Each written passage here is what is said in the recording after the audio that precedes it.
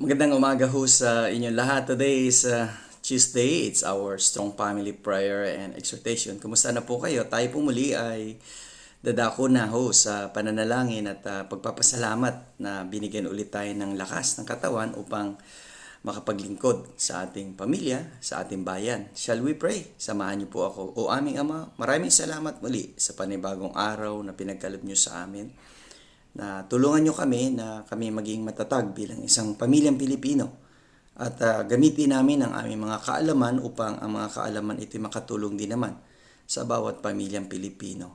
At kung meron mang pamilya pa na hindi tumatanggap kay Jesucristo, ipinapanalangin namin sila na buksan ang kanilang isip at puso at papasukin si Jesus sa kanilang buhay.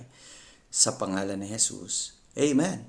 Good morning. Nais kong ipagpatuloy ho yung ating pag-aaral do sa strong exhortation from the book of Ephesians, chapter 4 and verse 29.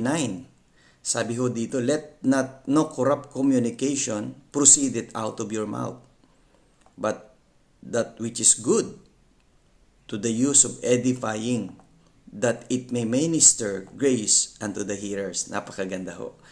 Na kung saan ay muli nagpapaalala si Apostle Paul sa Church of Ephesians that yung ating mga salita, yung ating mga pananalita ay gamitin natin upang makapagbigay ng encouragement, motivation, elevator, maging facilitator ho tayo, lahat ho na may tor sa buhay ng isang pamilya. Tayo ho'y maging daan upang sila naman ay magkaroon ng isang maayos na komunikasyon.